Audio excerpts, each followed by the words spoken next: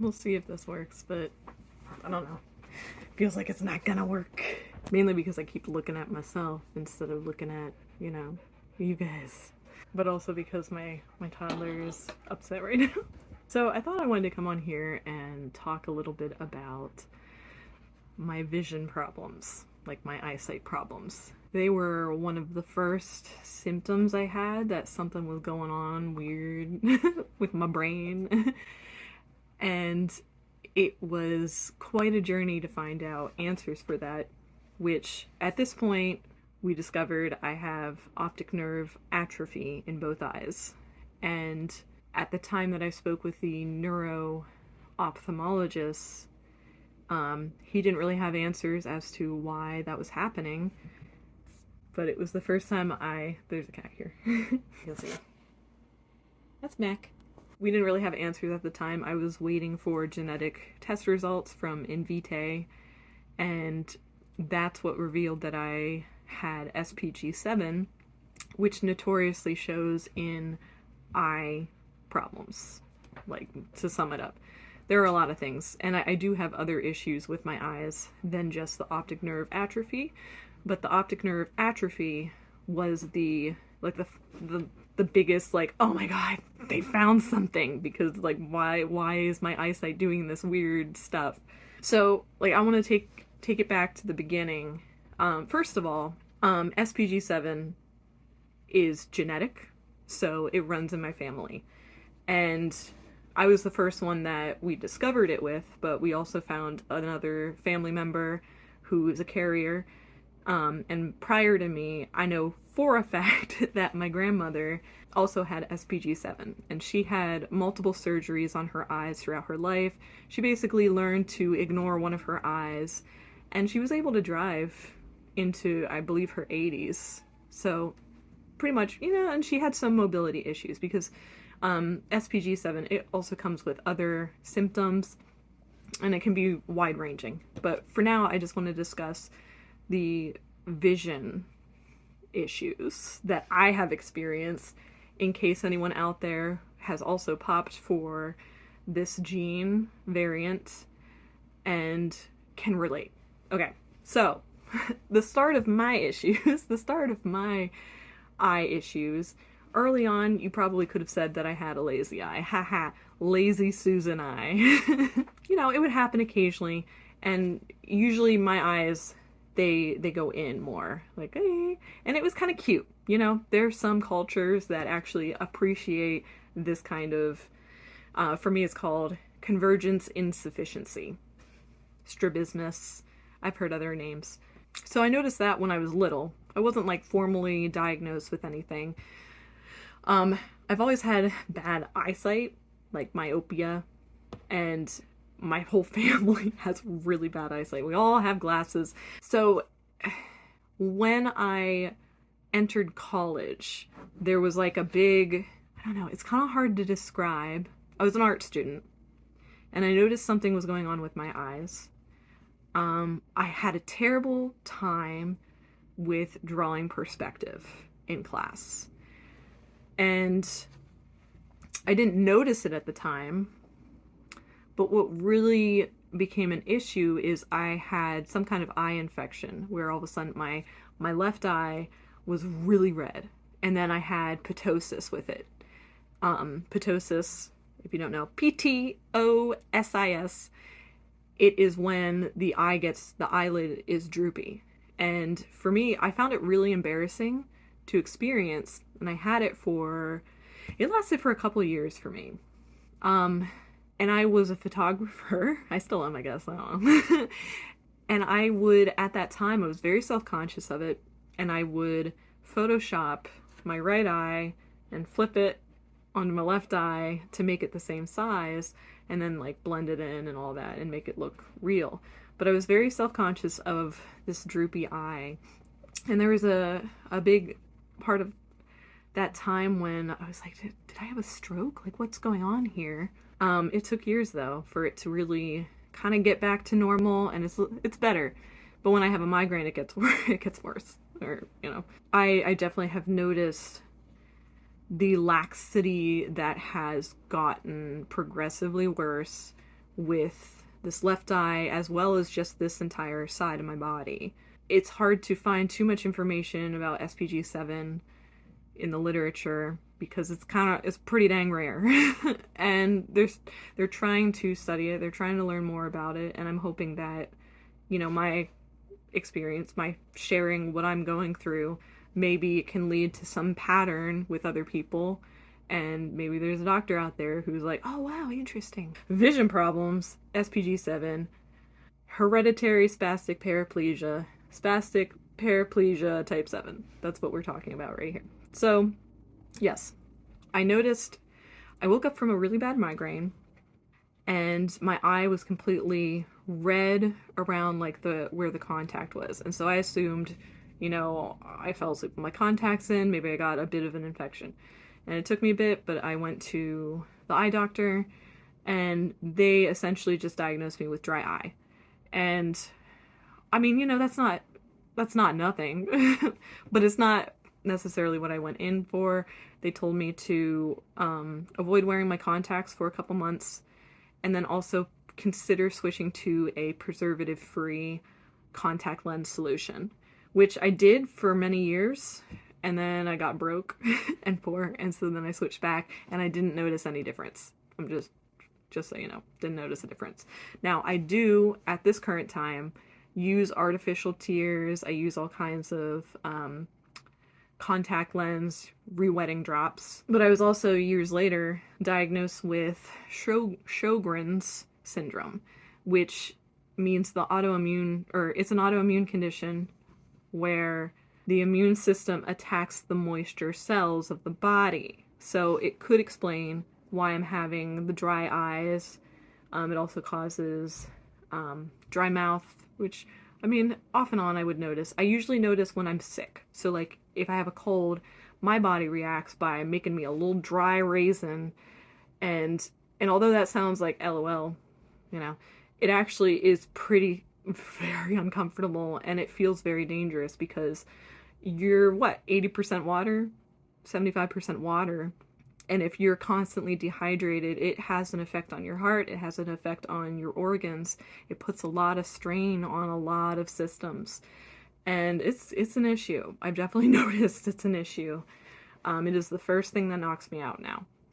And I didn't want to get pulled away from the original talk with vision, but this is a part of it because Sjogren's affects the tear ducts. So that's coming into play in this regard. But back to the eye muscle issue. I noticed my strabismus issues in, I believe it was like 2013.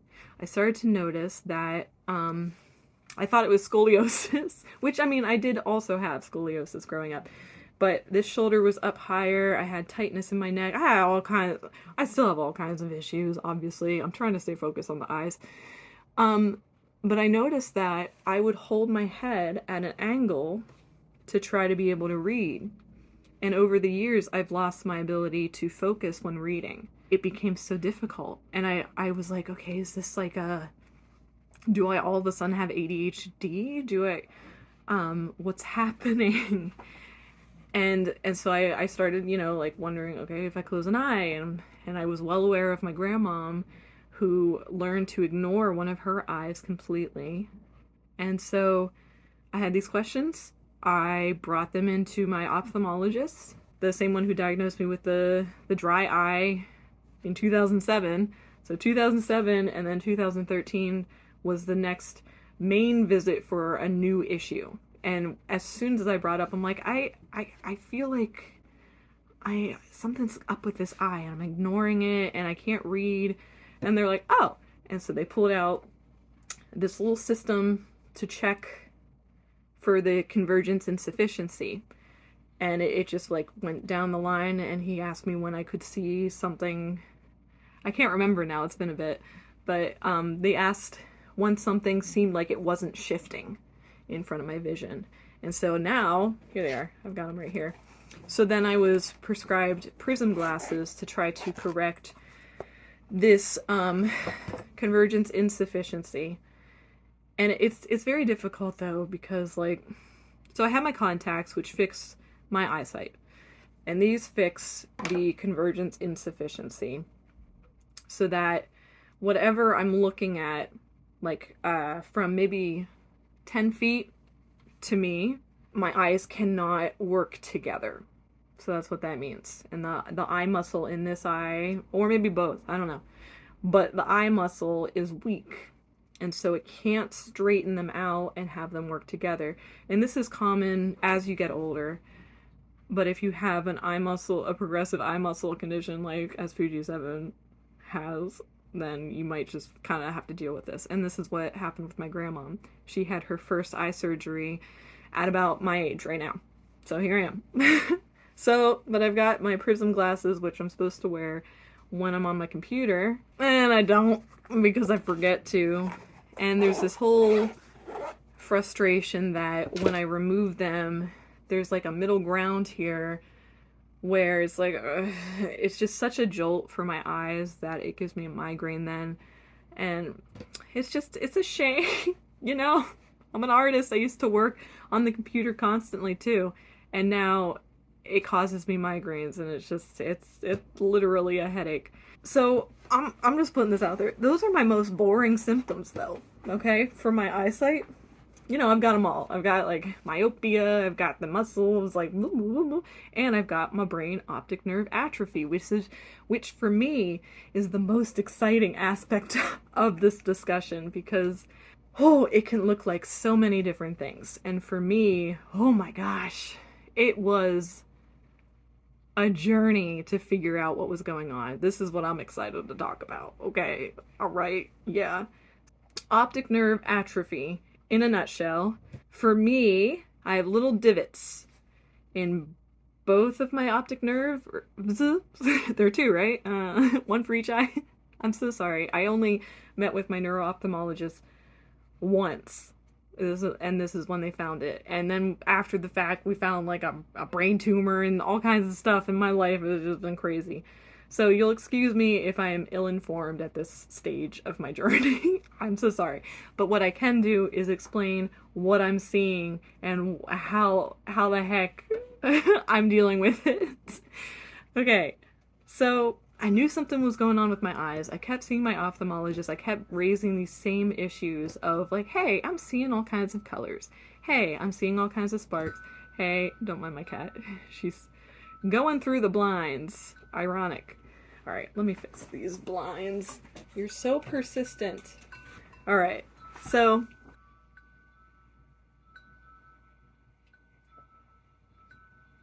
a little sound healing for your day, for your afternoon.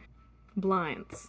So I have little divots in my optic nerve on both sides. One of the only questions I asked at the time was, okay, what is causing this, and is there any way to make it better? No, there's no way to make it better. That's the bummer part of it. And the extra bummer part of it is knowing that it's a genetic condition and most likely my eyesight's just gonna get worse. We don't know how fast it's gonna get worse. We don't know a lot of things. But we don't even know if it will get worse. But knowing my pattern and knowing that it has gotten worse, I'm assuming the same trajectory. So, okay.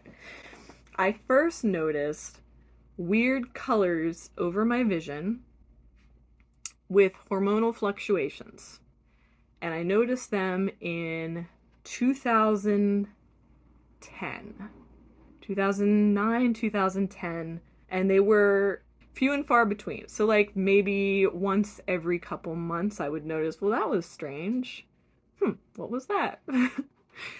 And then it became more noticeable in 2014, 2015, after I had been diagnosed with this strabismus and knew about the eye muscle stuff, and I had started asking questions, and I was like, I'm seeing colors over my vision.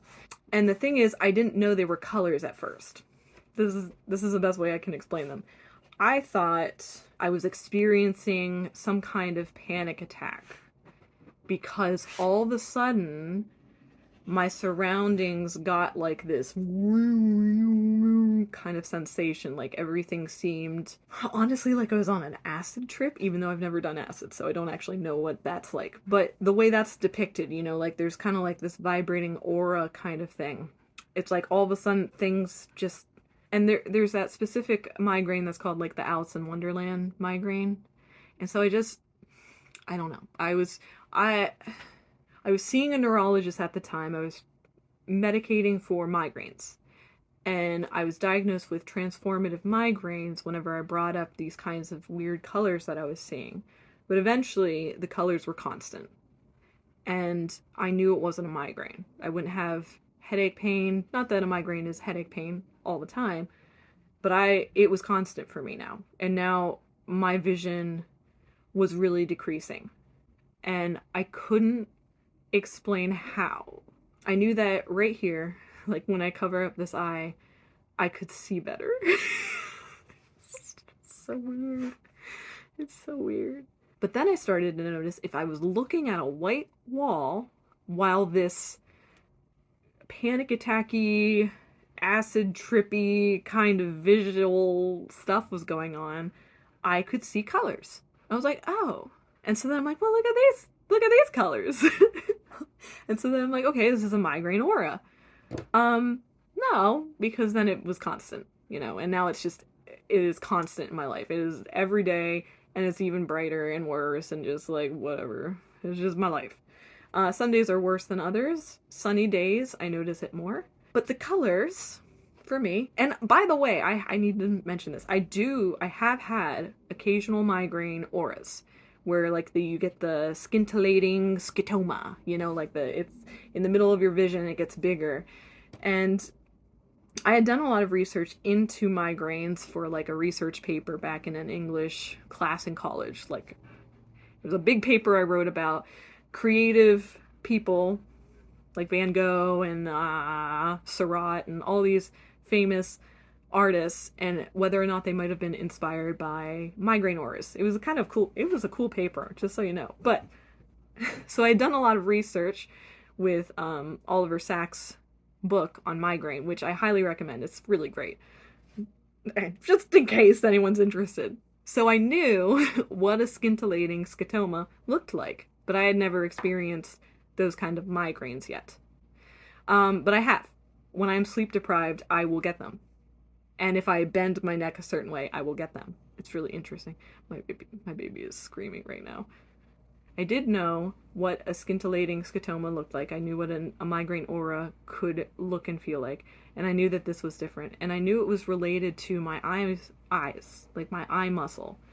Because I started to recognize if I looked a certain direction, it would cause all kinds of this muscle nerve issue, and I would have all kinds of symptoms, and I had to be really careful. I would also start having movements, like involuntary movements, which is still kind of questionable because not necessarily described in SPG unless it's like a complex, which I haven't been diagnosed formally or anything like that.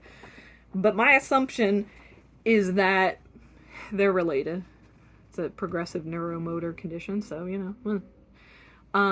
Back to the eyesight. Sorry, it's so distracting.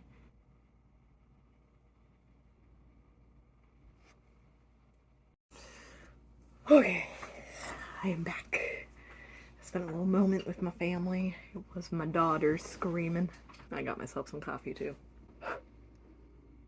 There's a bug flying around. Trying to remember what I was talking about. Colors. I didn't say what colors I was seeing. Okay, so my main colors are this kind of, oh my god, where'd it go? Green, like this neon green, bright purple, and like an electric blue that would come in every now and then. But it was mainly like the purple and the green. And they kind of look like lava lamp. And they undulate in front of my vision. And it was such a subtle veil that I couldn't tell that they were colors unless I was looking at a white wall, and then I would start to be able to just kind of see them when I closed my eyes. They were a lot more noticeable whenever I would be out in the sun. I remember 2013 or so trying to walk outside and I would also have floaters, which were new for me, and it just was very uncomfortable. And now I feel absolutely blind in the sun. It's so strange. I definitely require low light. I bought a lot of different colored sunglasses. So like I was trying to see if color therapy might help tone down the colors or help my nervous system, because whenever I would get stressed, the colors would be worse. There was definitely like a noticeable change with blood pressure, that these colors would get more pronounced or worse. So honestly, I'm constantly afraid I'm gonna have a stroke. That's what it feels like, because I'm like, okay, I can feel these changes. I can feel this blood flow affecting this in some way as well. I don't know. It's constant.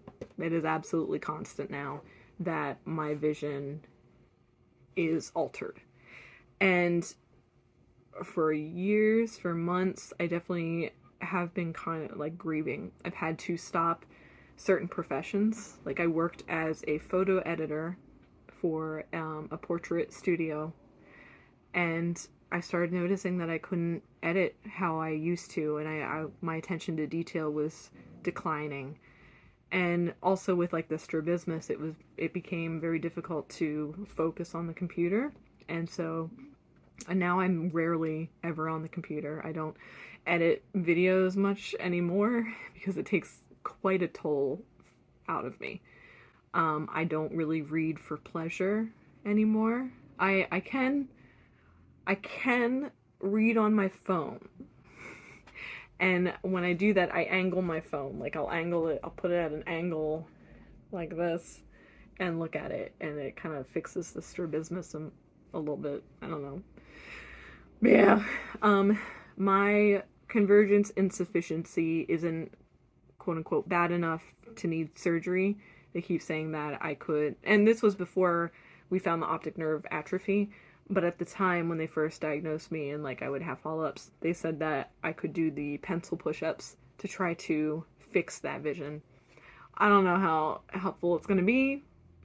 I also noticed that some young relatives of mine are also dealing with strabismus or like the kind of lazy eye situation, and they're getting treatment for it by just like being conscious of it. And so like if they ever feel their eye drift, they have to try to write it, which I mean, you know, you could probably maybe it'll help. I don't know. It has, being conscious of it has not helped me. Trying to fix it myself, like try to really like work with this muscle, gives me a migraine. Everything gives me a headache. Everything gives me a migraine. I had eye patches for a little bit, and they help. Like they kind of do relieve, because it's mainly, I notice it with the left eye, is like it really causes problems. And I think I'm mainly, because I'm right eye dominant, I have learned to take over with this eye, and this one I'm just like slowly doing what my grandma did, where you just kind of ignore it. And so like I can cover this up and see exactly pretty much how I see. So yeah, I think I covered most of the eye issues, if not all of them. I had a lot in there, didn't I? I had started out with ptosis and then convergence insufficiency, optic nerve atrophy. Did I say strabismus? I do occasionally have like the nystagmus shooting in every now and then. It's very rare. And actually, my husband has nystagmus. Like he was born with issues with his optic nerve, and part of me was like, I was trying to convince myself, I'm like, oh, I just have it because I've spent so much time with my husband, and so I just picked it up. But it's noticeable whenever I look in a certain direction, which is the same with the left eye. And it makes sense, because like if my optic nerve is kicking the bucket, I don't know where I'm going with this metaphor or this saying, kicking the bed. Okay, I need a nap. If my optic nerve is getting worse, maybe these other symptoms are also kind of common for them. So now I'm at this point. I mentioned how my profession has changed. I haven't really been able to edit photos like I used to do. I haven't been able to edit video like I used to. I haven't been able to work on the computer like I used to. I can kind of still work on the phone because I can hold that up and put it away and stuff like that. I am starting to look into magnifying apps and accessibility features that help with vision, but nothing really helps with the unique colors I see over my field that make it difficult to sift through and focus. That's a real big issue. It's all getting worse. It feels like I'm just slowly or quickly going into this white space of blindness, if that makes any sense. And it's to the point where obviously it affects my driving. This is a tough aspect to talk about because I don't want to be like, yeah, I can't ever drive now. I definitely don't feel comfortable driving. My anxiety level is through the roof. The last time I drove, I hit a curb, which I like to say, you know, people that can see kind of do that, but I was always a really good driver, and that was unusual for me. Because while we're focusing on vision, I also have sensory issues with my hearing that have changed due to this as well. And the merging of the two, all the sensory changes, really affects my ability and security level driving. And so usually I will only drive if my husband is in the passenger seat, and that is even rare. He will just constantly drive because it's a lot. I'm trying to catch this bug. Yeah, it's a bummer. So I joined a few Facebook groups for SPG and HSP, and they also go into PLS and ALS and, you know, the cousin of HSP. As well as I joined a support group for optic nerve atrophy. And it's been very helpful. And I'm starting to get more involved in the hereditary spastic paraplegia community, but I feel like an imposter still because I'm just relying on my experience, you know, what I've been through, all the doctors I've seen, all these questions I've had, and then these test results that came in. So I haven't even gotten to speak with a doctor who's informed about these results. The last movement disorder specialist that I saw, she was pretty dismissive, which was frustrating, but not uncommon for me. And when I sent her the results for the genetic testing, she, even through messaging, was like, yeah, you don't have that. I'm like, what are you talking about? What? I'm losing my mind. So I am currently in the stage of looking for a doctor who will listen to me and will sit down and notice the same patterns I do, because it wasn't hard. Literally everything that they had for SPG7, I was like, oh my gosh! So it's really frustrating when this is right here and you can go, but look at all this! And they're like, no, I'm looking at you and you just look beautiful, Susie. Look at you. You're just a perfect bill of health. Oh, you cutie little patootie. You know, it's really frustrating, to say the least. And I know this does not help. That, you know, just being just gorgeous does not help. No, not what I mean. Putting on a smile, having coped this way with humor and happiness and stuff, hasn't helped when I'm trying to present myself as really struggling in life. But, like, you know, on my bad days, I don't look like this. I am usually weeping in a corner, you know? But I've just been living with this for so long, and I've been living with not having answers, that I've had to be comfortable with the unknown, which is kind of a gift in itself, you know? It definitely, it's a gift. Yeah, I think that's all I got right now. I think that's all I've got, right? I mean, I could talk about my worries. I do have worries of, I have a small family. And when we found out that I had this genetic condition, it was while I was pregnant with my second child. And knowing that they might have to deal with similar things that I did, it's uncomfortable, but at the same time, I know that they'll still have beautiful lives. I'm not too concerned about that. because I consider myself to have lived a beautiful life. I wish I had had answers sooner. Probably would have taken a lot of burden and worry and feelings of mistrust, you know, for the medical community. It would have taken some of that off my chest, I think, because as soon as I got the genetic results back, I was like, ah! I had never heard of it before. I wasn't expecting it. I was glad that we found something because I had so many questions for so long. And so I am very grateful that I decided to get full genome sequencing testing done and met with a genetic counselor.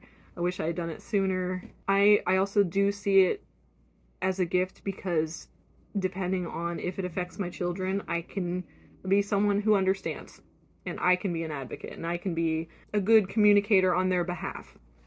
So I'm grateful for that because I know that my mom has expressed feeling, you know, just really sad for me and almost like maybe she should have noticed signs. But like, I mean, most of my stuff started in early college when I was away from them. I did have some leg issues in high school and stuff, but that's a different topic. I wanted to go symptom by symptom or system by system. And so this video is about vision. It is about the eyes, because specifically for SPG7, the eyes are the window to the condition, no, to the soul, you know what I'm talking about. Okay. Yeah, so you're looking at me, and you probably would never assume that I can't see very well, but it definitely is at that stage where it's like, should Susie drive? And Susie doesn't want to say, no, I shouldn't. I'm not quite blind, though. I'm just in this weird space. It's just a weird space. It's trippy at times. It's overwhelming at times. Causes me a headache a lot of the time. And I'm just in a trippy space. I see snow. I see floaters. I see colors. My vision dances. My vision shimmers. My vision is like... It like is gone from here. It's just a weird space. I hope if you found this channel or me, or you found just this video, and you have questions about health problems that you're having, don't stop advocating for yourself. Don't listen to doctors. I mean, listen to them. Listen to them. But always get a second opinion, always get a third opinion. If something is not sitting right with you, if you legit can feel in you that, yeah, this is a thing and it should not be ignored, do not let doctors say that it's just anxiety. I had that for years. I started out with anxiety. I knew what anxiety felt like, and yet doctors were like, well, I think it's all in your head. Literally, a doctor said that to me. A neurologist said that it was all in my head. And I thought those were the things of legend, you know, like you heard about those stories of people getting dismissed. But I never thought a neurologist who works in heads would say, it's all in your head. Literally, why do you think I'm at your office, doc? Anyway, I digress. If you feel in your body and you have this knowing that there's something more, this is like, something's going on. Advocate for yourself. Look into other things. Like, I will not shut up about telling people to get genetic testing done at this point because it gave me so much knowledge.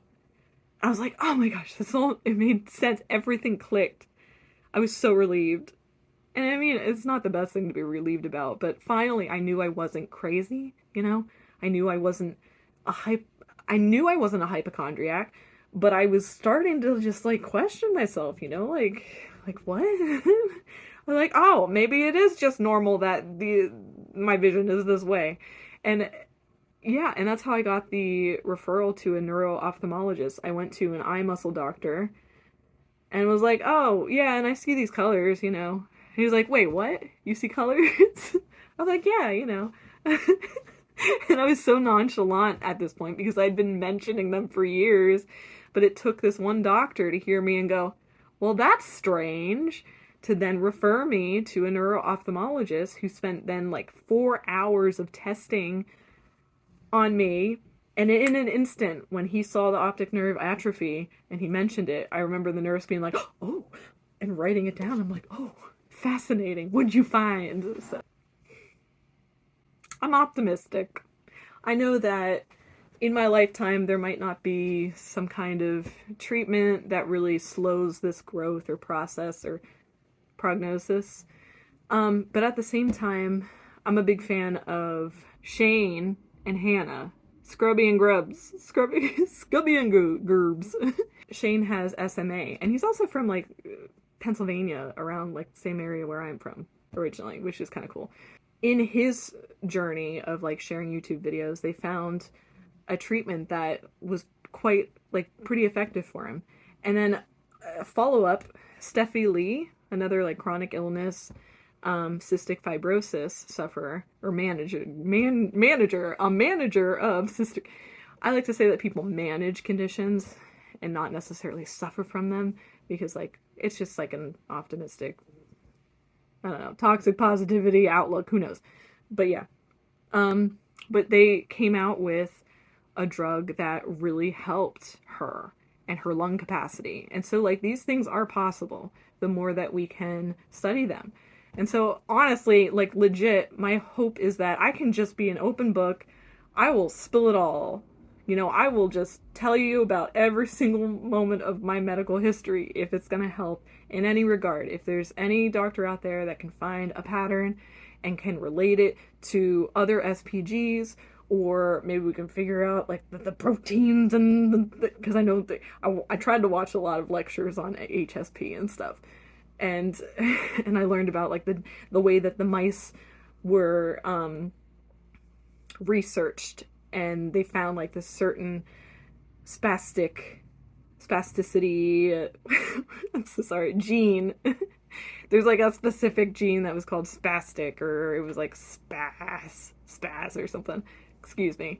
It's not what I have. It wasn't the gene affected that I have, but it was something similar. And so, like, I'm interested in the growth of this and seeing how we can find a cure or a treatment or better options, ways to help people that have hereditary spastic paraplegia and other conditions similar, because we're a cousin of ALS, and I know for a fact that that is a fast one.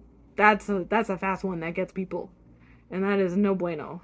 I know I'm silly and stuff, but it's not good. Like, and again, I keep laughing, but it's not good. And so if we can study cousin conditions, maybe we can get closer to the answer for that. And I think we all need to work together. And so I'm here to be a very big chatterbox about my experience and put it out there. If people relate, let's start talking about these patterns. That's where I'm at. Okay. I do talk a lot, and I haven't even had coffee. See, it's just sitting here now. Thank you all for taking the time to listen to this. I hope that it, A, helped you not feel alone if you're going through something similar. B, taught you something. Like, maybe you're just, like, floating in here, or you're a regular of my channel and you're like, oh wow, she's going through that. Like, yeah, that's why I don't make videos that often, because I can't really see. So this was just, you know, system number 1, which was the eyes. Maybe I'll start from the head and go down, because I'm telling you, there are quite a few just random symptoms that I had never experienced before and was like, what is this? So someone tell me what this is, or maybe I should finally just go to the doctor. Okay, all right. Okay, so then on that note, stay safe, stay strong, and stay tuned into yourself. I haven't said that in a while, so I figured I should. Okay, bye guys.